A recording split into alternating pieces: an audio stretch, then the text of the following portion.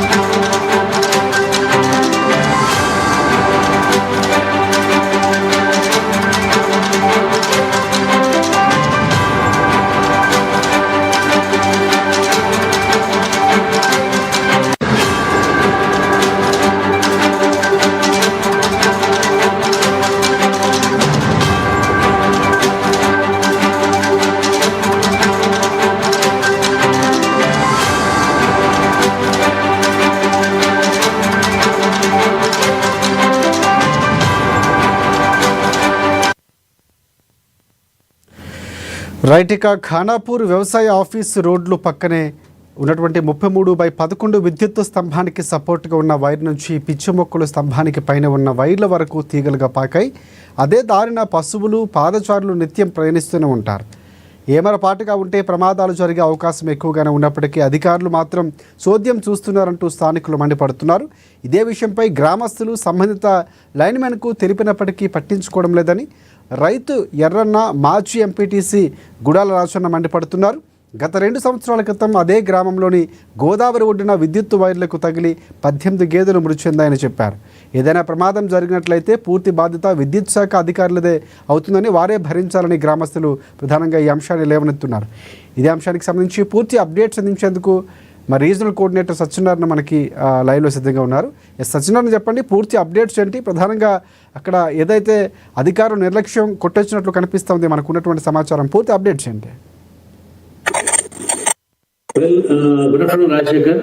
అయితే ఖానాపూర్ మున్సిపల్ పరిధిలో ఉన్నటువంటి ఏవైతే విద్యుత్ పోల్స్ అంటే ట్రాన్స్ఫార్మర్లు కావచ్చు, విద్యుత్ స్తంభాలు కావచ్చు, దాదాపుగా ఖానాపూర్ పట్టణంలో మండలం నుంచి చుట్టుపక్కల ఉన్నటువంటి గ్రామాలన్నింటిలో కూడా ఏవైతే ఉన్నటువంటి ఒక విద్యుత్ ట్రాన్స్ఫార్మర్లు, పోల్స్, వాటికి సపోర్ట్ గా వేసినటువంటి ఒక వైర్ను అనుకొని, ఎందుకంటే ఖానాపూర్ అనేది పూర్తిగా అటవీ ప్రాంతం. ఇటీవల కురిసినటువంటి భారీ వర్షాల నేపథ్యంలో పిచ్చి మొక్కలు పెరిగి ఆ తర్వాత వైర్లను ఆనుకుని ఆ వైర్ల ద్వారా తీగలు, ఏవైతే సపోర్టింగ్ వైర్ల నుంచి తీగలన్నీ కూడా వాకి ఏవైతే ప్రధానమైనటువంటి తీగలు ఉంటాయో, ఫేస్ అలాగే న్యూట్రల్ అంటే మెయిన్ విద్యుత్ తీగలు ఉంటాయో, విద్యుత్ తీగల పైన కూడా అంటే విద్యుత్ సరఫరా ఉండేటటువంటి ఒక విద్యుత్ తీగల నుంచి కూడా పాకుతున్నాయి. అలాంటి వాటి వల్ల ప్రమాదం ఎక్కువగా ఉంటుందని చెప్పేసి ఇటు ప్రజలు ఆరోపిస్తున్నారు. దాని ప్రకారంగా ఇటు మున్సిపల్ శాఖ కానీ అలాగే ఇటు విద్యుత్ శాఖ అధికారులు కానీ ఎన్నిసార్లు చెప్పినా కూడా పట్టించుకోవట్లేదని చెప్పేసి ఆ ఖానాపూర్ ప్రజలైతే ఆరోపిస్తున్నారు. అంతేకాకుండా ఇటీవల ఈ యొక్క తీగలు గోదావరి నదిలో అంటే ఏవైతే ఈ యొక్క ప్రధానమైనటువంటి సరఫరా ఉన్నటువంటి ఒక విద్యుత్ తీగల నుంచి ఏవైతే ఈ యొక్క పిచ్చి మొక్కల తీగలు గోదావరిలోకి పాకి గోదావరిలో స్నానం చేస్తున్నటువంటి 17 బర్లు కరెంట్ షాక్ తో మృతి చెందిన విషయం కూడా ఇటు బాదరగుర్తులో జరిగిన విషయాన్ని కూడా వాళ్ళు ప్రస్తావిస్తున్నారు. సో ఇలాంటి ఘటనలు జరుగుతున్నప్పుడు కూడా విద్యుత్ శాఖ అధికారులకు తెలియజేసినప్పటికీ కూడా, ఇటు మున్సిపల్ అధికారులకు చెప్పినప్పుడు కూడా ఎవరు కూడా నిమ్మకు నిరంతరంగా వ్యవహరిస్తున్నారు, ఎవరు పట్టించుకోవట్లేదు. మరి తమ పిల్లలు దాదాపుగా అంటే వాళ్ళు పశువులు చనిపోయినాయి. అలాగే అదే దారి గుండా ఏవైతే ప్రధానమైనటువంటి తీగలు ప్రసరించినటువంటి యొక్క రోడ్డు ఇలాంటి తీగలు తగిలి ఉన్నట్టుగా చెప్తున్నారు. ఒకవేళ పొరపాటు కనుక తీగలు కనుక పిల్లలు కానీ, వృద్ధులు కానీ, పాదచారులు కానీ లేదా పశువులు కానీ ఏమైనా సరే తాగితే మాత్రం విద్యుత్ షాక్ తో మృతి చెందడం గ్యారంటీ అని చెప్పేసి మరి ఇంత జరుగుతున్నప్పుడు కూడా మరి ప్రాణాలంటే లెక్కలేదా? ప్రజల ప్రాణాలు గాలి వదిలాల్సిందేనా? ఇలాంటి విద్యుత్ తీగల బారిన పడాల్సిందేనా అనేటటువంటి ఒక ఆందోళన ప్రజల నుంచి అయితే ఎక్కువగా వినిపిస్తోంది. దీనికి సంబంధించి అక్కడ ఉన్నటువంటి యొక్క నాయకులు, అలాగే స్థానిక ప్రజలు, ఇటు యూత్ నాయకులు, యువజన సంఘాల నాయకులు వీరందరూ కూడా మరి ఇటు అధికారులకు చెప్పినప్పుడు కూడా ఎవరు పట్టించుకోవట్లేదని చెప్పేసి ఆరోపిస్తున్నారు. ఇకనైనా మన భయానకంగా కనపడుతుంది. ఎక్కడికక్కడ పిచ్చి మొక్కలన్నీ కూడా మరి స్తంభాలపైకి, అలాగే ఆ ట్రాన్స్ఫార్మర్ల పైకి, అలాగే విద్యుత్ కార్యాలయాల్లో కూడా ఈ యొక్క తీగలు పూర్తిగా ఆక్రమించినటువంటి దృశ్యాలు మనం చూస్తున్నాం. మరి ఇంత జరిగినప్పుడు కూడా ఇప్పుడు సాధారణంగా దీని ద్వారా ఏమైందంటే ఈ యొక్క వర్షాల వల్ల ఈ చెట్లు తెగిపోవడం, అలాగే ఈ యొక్క వైర్ల వల్ల అక్కడ విద్యుదాఘాతంతో కనెక్షన్ కట్ కావడం, కరెంట్ సరఫరా తెచ్చిపోవడం, ఆ తర్వాత ప్రజలు చీకట్లో దోమలతో ఇబ్బందులు పడడం, ఇవన్నీ జరుగుతున్నాయని చెప్పేసి ప్రజలందరూ కూడా ఆరోపిస్తున్నారు. అయితే వాళ్ళు లైన్ మెన్ కానీ విద్యుత్ శాఖ అధికారులని ఫోన్ చేసినప్పుడు ఏదో కారణం చెప్పి కరెంటు నిలిచిపోయిందని చెప్పి చెప్తున్నట్టుగా పొరపెడుకుంటున్నారు. ఓవరాల్ గా చూస్తే దీని గురించి ఏదైతే విద్యుత్ శాఖ అధికారుల గురించి వాళ్ళు కూడా పట్టించుకొని దాన్ని ఖచ్చితంగా మరమ్మతులు చేయించాలా, ఆ తీగల్ని కంటించాలని చెప్పి ఎక్కువగా ప్రజల నుంచి వినపడుతుంది.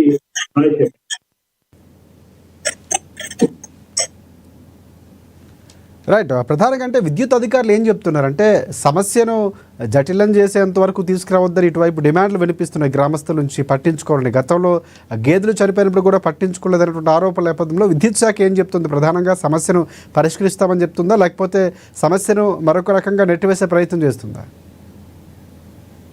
అయితే ప్రజలు ఆరోపిస్తున్న ప్రకారంగా వాళ్ళకి చెప్పినప్పుడు మాత్రము ఏమి పట్టించుకోవట్లేదు. అంటే స్పందన కరువైంది అనేటటువంటి ఒక ప్రధానంగా అక్కడ ఉన్న లైన్ మెన్ కూడా ఫోన్ చేసినప్పుడు, అంటే ఒకవేళ కరెంటు పోయినప్పుడు ఆ కరెంటు ఎందుకు పోయింది, ఏ కారణంగా పోయింది, ఆ తర్వాత ఎక్కడి నుంచి తీగలు తెగిపడ్డాయి, ఎక్కడ తీగలు అమ్ముకున్నాయి, ఇవేవి కూడా అంటే సరైన స్పందన అయితే అధికారుల నుంచి కనబడతలేదని చెప్తున్నాం. దాదాపుగా అధికారులకు చెప్పి కూడా చాలా రోజులు అయినట్టుగా ఇటు గ్రామస్తులు ఆరోపిస్తున్నారు.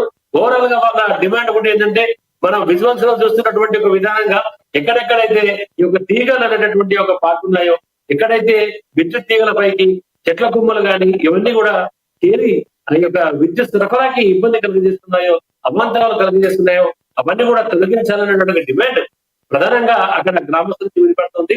ఒకవేళ కనుక మరి తమ సమస్య పరిష్కారం కాకపోతే పై లెవెల్ అధికారులకు కూడా ఫిర్యాదు చేసేందుకు కూడా గ్రామస్తులందరూ కూడా సిద్ధంగా ఉన్నట్టుగా వాళ్ళు చెప్తున్నారు. ఓవరాల్ గా వాళ్ళకి కావాల్సింది ఎవరికి ప్రాణాపాయ ముప్పు అనేటటువంటిది కలగకుండా, అంటే ఎప్పటికే వాటి తీగల వల్ల ప్రజలు బిక్కుబిక్కుమంటూ గడుపుతున్నటువంటి ఒక పరిస్థితి కారణంగా ఇవేమీ లేకుండా వెంటనే ఆ తీగ తొలగిస్తే కనుక ప్రశాంతంగా ఉండేటటువంటి ఒక అవకాశం ఏర్పడుతుంది అన్న ఒక వాదన ప్రజల నుంచి ఎంత బలంగా వినిపిస్తుంది. కాబట్టి ఇందుకు పూర్తిగా ఇటు మున్సిపల్ కానీ లేదంటే ఇటు విద్యుత్ అధికారులు కానీ తగిన చర్యలు తీసుకోవాలని చెప్పేసి అయితే వాళ్ళు కోరుతున్నారు. అదే విధంగా అధికారులు కూడా స్పందించి మరి వెంటనే ఆ తీగల్ని అలా ఏవైతే తీగల కానుకున్నటువంటి ఒక చెట్ల కొమ్మల్ని పూర్తిగా నరికేసి ప్రజలు సురక్షిత భావనలో ఉండే విధంగా చేస్తారని చెప్పేసి ఒక ఆశ అయితే అందరిలో ఉంటుంది. ఆశ. Right. Thanks for updates Satyanarayana. ప్రధానంగా అక్కడ ఉన్నటువంటి సమస్యను పరిష్కరించాలని మనం కూడా కోరుకుందాం. సో ప్రభుత్వం లేకపోతే అక్కడ పడుతున్నటువంటి సమస్యలకు సంబంధించి విద్యుత్ శాఖ లేకపోతే మున్సిపల్ శాఖకు సంబంధించి ప్రజలు ఇబ్బందులు పడకుండా, అంటే ఎటువంటి ప్రమాదం జరగకుండా ముందస్తుగానే చర్యలు తీసుకోండి. ప్రభుత్వం ఆ దిశగా విద్యుత్ శాఖ అధికారులను ఆదేశించాలి. విద్యుత్ శాఖ అధికారులు కూడా చర్యలు తీసుకోండి. గ్రామస్తుల డిమాండ్ను పరిష్కరించాలని కోరుకుందాం.